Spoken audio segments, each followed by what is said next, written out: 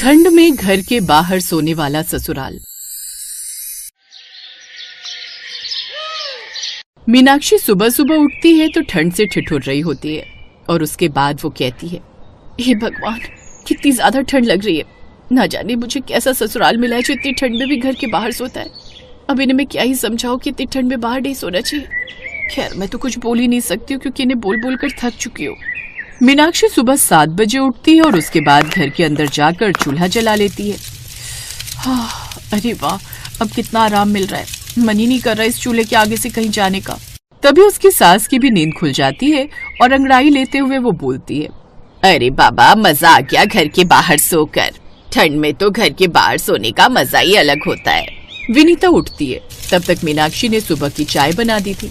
वो विनीता को सुबह की चाय देते हुए कहती है, मुझे नहीं लगता कि हमें रोज इस तरह बाहर सोना चाहिए।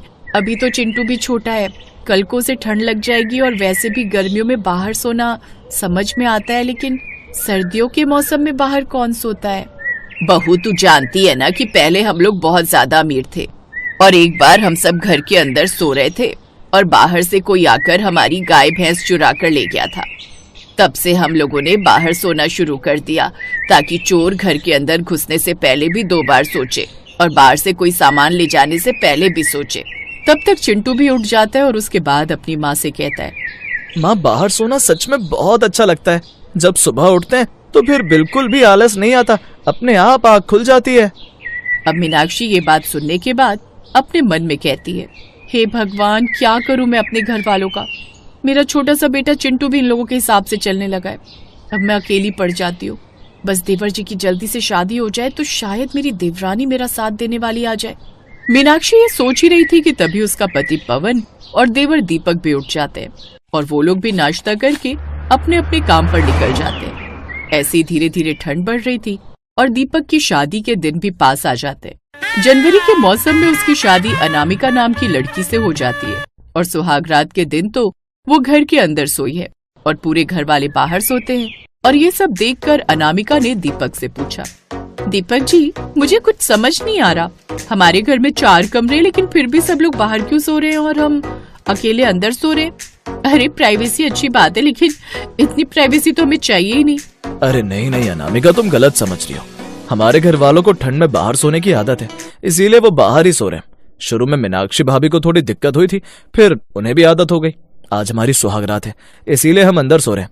कल से हम भी बाहर ही सोएंगे।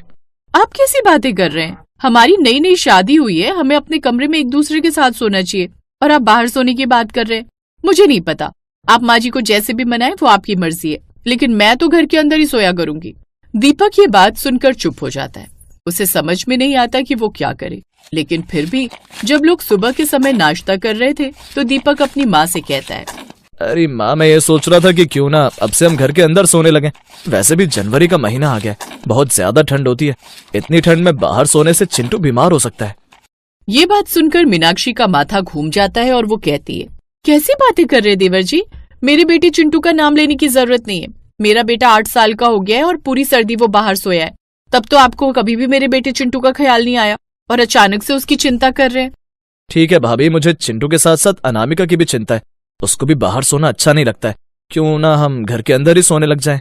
वाह, जब मैं ये बात बोलती थी तो कोई मेरा साथ नहीं देता था, लेकिन अब घर में देवरानी जी आ गई तो घर में अंदर सोने की बात हो रही है।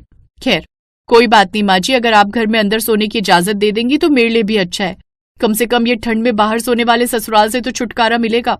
तुम लोगों ने अपने आप को समझ के क्या रखा है? अपने आप ही आपस में फैसला कर लिया कि हम अंदर सोएंगे या बाहर सोएंगे। हमारे घर वाले गर्मी हो या सर्दी बाहर ही सोते हैं। ठंड में भी मेरा ससुराल बाहर सोने वाला ससुराल है और अभी भी बाहर ही सोएगा। विनीता ये बोलती है और वहाँ से उठ जाती है। अब किसी को भी समझ नहीं आ रहा था कि कैसे विनीता की अकल को ठिकाने लगाया जाए। मीनाक्षी और अनामिका दोपहर का खाना बना रही होती हैं और अनामिका ने कहा, भाभी, मैं जानती हूँ कि आपने ठंड के बाहर सोकर बहुत ज्यादा एडजस्ट किया है और जो मुझे भी करना चाहिए, लेकिन भाभी, इस तरह तो हम एडजस्ट ही करते रह जाएंगे। मेरी नई नई शादी हुई है और मैं ज्यादातर समय अपने पति के साथ गुजारना चाहती हूँ। अगर हम बाहर सोया करेंगे तो हम एक दूसरे के साथ समय कैसे गुजार पाएंगे। मैं तुम्हारी बात बहुत अच्छे से समझती हूँ अनामिका। शुरू में मुझे देवर जी की बात सुनकर गुस्सा आया था क्योंकि उन्होंने कभी भी मेरी तरफ से नहीं बोला, लेकिन फिर मैंने सोचा कि वो जो बात कर रहे हैं उससे हमारे पूरे परिवार का भला होगा। लेकिन माँ जी तो मानती ही नहीं। भाभी, अगर आप बुरा न माने तो मेरे पास एक तरकीब है जिससे हम माँ जी को घर के अंदर सोने के लिए मना सकते हैं। इसमें थोड़ी मेहनत लगेगी, लेकिन मुझे पूरी उम्मीद है कि माँ जी इस तरकीब के लिए मान जाएंगी। अरे वाह, अगर ऐसा कुछ हो सकता है तो इससे अच्छी कोई बात ही नहीं है। तो मुझे बताओ क्या तरीका है। इसके बाद अनामिका मीनाक्षी के कान में कुछ कहती है और मीनाक्षी भी मुस्कुरा देती है। अगले दिन अनामिका और मीनाक्षी गांव की एक शादी में जाने की बात करती हैं और विनीता कहती है, बहू, अभी तक तुमने मुझे बताया नहीं था कि तुम्हें किसकी शादी में जाना है। अचानक से शादी का ख्याल कैसे आ गया? मेरे गांव की सहेली की शादी है। मैंने सोचा कि अकेले जाने से अच्छा है मैं सब लोगों को लेकर चली जाऊं। आपकी तबीयत खराब रहती है तो सोचा आप चिंटू को संभाल लेंगी, और वैसे भी आप तो बहुत समझदार हैं। आपने सालों से घर को संभाला है तो आप तो घर को संभाल ही लेंगी। विनीता भी अपनी तारीफ सुनकर फौरन मान जाती है और कहती है, ठीक है, घर को संभालना कौन सी बड़ी बात है। वैसे भी चिंटू बिल्कुल भी शरारती नहीं है। तुम लोग जाओ और सुबह समय से आ जाना। मैं पूरा घर अच्छे से संभाल लूंगी। इसके बाद मीनाक्षी और अनामिका शादी में जाने के लिए निकल जाती है और अपने अपने पतियों को भी अपने साथ लेकर चली जाती हैं। और वहीं विनीता चिंटू के साथ खाट पर सो जाती है। चिंटू बच्चा था इसलिए वो गहरी नींद में सो जाता है, लेकिन विनीता को नींद नहीं आ रही थी। तभी अनामिका और मीनाक्षी भेष बदलकर अपने पतियों के साथ डाकू के रूप में आती हैं और उसके बाद मीनाक्षी आवाज बदलकर कहती है, अरे दोस्त, लगता है बुढ़िया गहरी नींद में सो रही है। कितनी बड़ी पागल है जो घर छोड़कर बाहर सो रही है। चलो उसके घर में चोरी करते हैं और यहाँ से भाग जाते हैं। गांव के लोग कितने समझदार हैं जो अपने घरों के अंदर कुंडी लगाकर सोते हैं, ताकि भले ही उनके घर से माल चली जाए लेकिन जान तो बच जाए। और इस बुढ़िया को देखो, देख क्या रहे हो? चलो घर में चोरी करते हैं। अगर इस बुढ़िया ने उठने की कोशिश की तो इसके गले पर राम प्यारी रखकर चला देंगे, अपने आप ही बोलेगी नहीं फिर। विनीता ये सब कुछ रजाई के अंदर से सुन रही थी और उसने अपने मन में कहा, हे भगवान, मैंने बाहर सोकर कितनी बड़ी गलती कर दी। कम से कम घर के अंदर होती तो कुंडी लगाकर खुद को बचा तो लेती।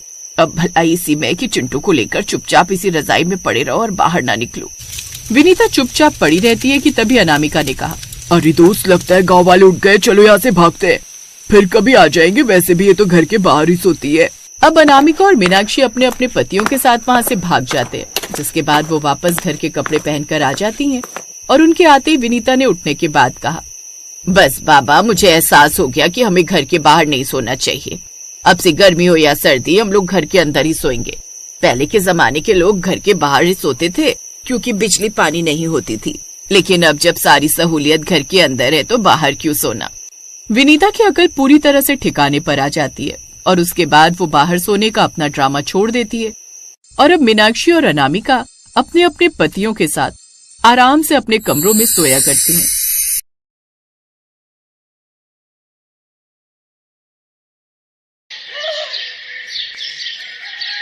आओ बहू, इस घर में तुम्हारा स्वागत है। ये कहकर अंजलि कलश गिराकर अंदर आती है, जहाँ उसकी सास उससे कुछ रस्में करवाती है। सारी रस्में होने के बाद, अविनाश बेटा जा, बहू को कमरे में ले जा, वो भी थक गई होगी ना। जाओ बहू, अब आराम कर लो, बाकी की रस्में कल हो जाएंगी। इतनी दूर की बारात थी तो थक गई होगी ना। ले जा इसे बेटा। जी माँ। अविनाश अंजलि के साथ कमरे में जाता है, जहाँ थकान के चलते वो लोग जल्दी ही सो जाते हैं। फिर आधी रात को अचानक अंजलि ठंड के मारे कांपने लगती है। ये क्या हो रहा है? इस ठंड में तो मेरी कुल्फी जम जाएगी, लेकिन ये अचानक मुझे इतनी ठंड क्यों लग रही है? कहीं कोई खिड़की दरवाजा तो नहीं खुला? अंजलि उठकर सारे खिड़की दरवाजे देखती है तो वो बंद होते हैं। तभी उसकी नजर ऊपर लगे एसी पर जाती है, जो कि ऑन था। हे भगवान, ये ठंड के मौसम में एसी किसने चला दिया? क्या हुआ अंजलि, क्यों आधी रात को बड़बड़ा रही हो? चलो सो जाओ। अविनाश देखो तो, ना जाने किसने अपना ये एसी ऑन कर दिया है। ये तो मैंने ऑन किया है। मुझे ठंड के मौसम में भी एसी चलाकर सोने की आदत है, और अब तुम भी ये आदत डाल लो। चलो अब सो जाओ। ठंड में कपकपाते हुए जैसे तैसे अंजलि सो जाती है। अगली सुबह गर्मा गर्म अदरक वाली चाय बनाकर वो अपने सास ससुर के कमरे में ले जाती है, जहाँ उसके सास ससुर भी एसी चलाकर सो रहे थे। लगता है इन सबका मानसिक संतुलन हिला हुआ है, जो इतनी ठंड में भी ये एसी चलाकर सोए पड़े हैं। अंजलि अपने सास ससुर को चाय देकर कांपते हुए उस कमरे से बाहर लौट आती है। कितना ठंडा कमरा कर रखा है। कुछ देर बाद अंजलि अपनी पहली रसोई बनाकर सबको परोसती है। सभी लोग सर्दियों के गर्म कपड़ों में लिपटे हुए होते हैं, जिन्हें देख अंजलि कहती है, अगर आप लोगों को इतनी ठंड लगती है तो रात को एसी चलाकर क्यों सोते हो? क्योंकि बहू, हम सबको पूरा साल एसी में सोने की आदत है, फिर चाहे गर्मी हो या सर्दी या बरसात का कोई और मौसम, बिना एसी के हम सो नहीं सकते। मेरा शक सही था, इन सब का ऊपर वाला माला खाली है। लगता है या तो ये सब खानदानी हिले हुए या फिर नर्स के हाथ से पैदा होते हुए गिर गए होंगे। ऐसे ही कुछ दिन बीत जाते हैं। ठंड थी कि कम होने का नाम ही नहीं ले रही थी। बाहर लगातार कोहरा छाया हुआ था। धूप को निकले कई दिन जो हो गए थे। एक तो इस ठंड में मेरी कुल्फी जम गई है, ऊपर से इतने सारे बर्तन इकट्ठा हो गए। एक काम करती हूँ, अपनी ननद सुप्रिया को बोल देती हूँ मेरे साथ बर्तन धुलवाने में मेरी मदद करेगी।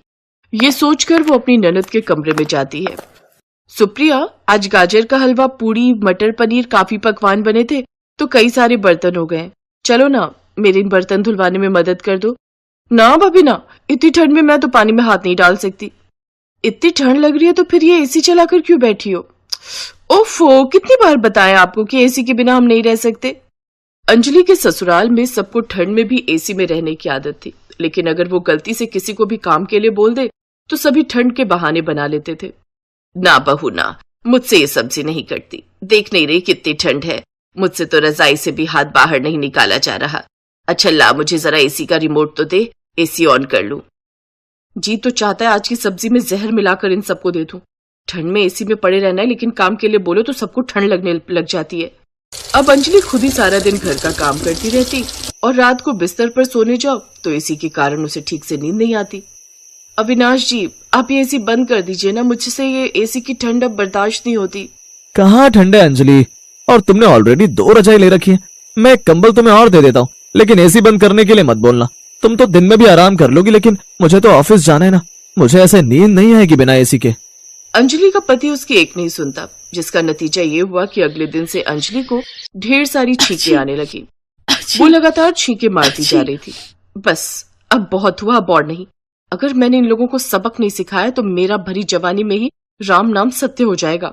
बड़ा शौक है ना इन लोगों को ठंड में भी एसी चलाकर सोने का।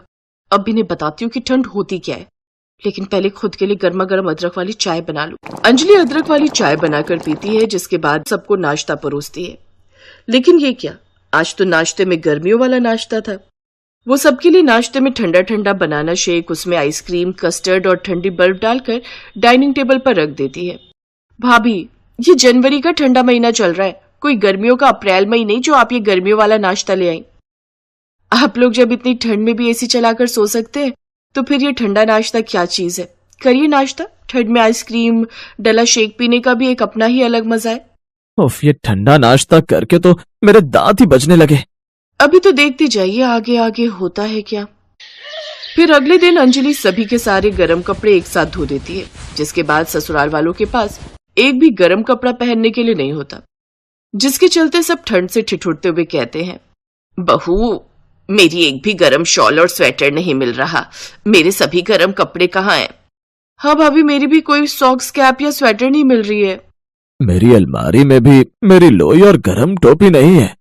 अंजलि, मेरी भी जैकेट, जीन्स कुछ भी नहीं है। अरे आप लोगों को ठंड कहाँ लगती है? जब आप लोग 8-9 डिग्री में भी एसी में सो सकते हैं तो फिर आपको ठंड कहाँ लगती होगी? उसकी बात का कोई जवाब न देकर वो सभी रजाई में बैठ जाते हैं। उधर अंजलि भी अपनी हरकतें जारी रखती है।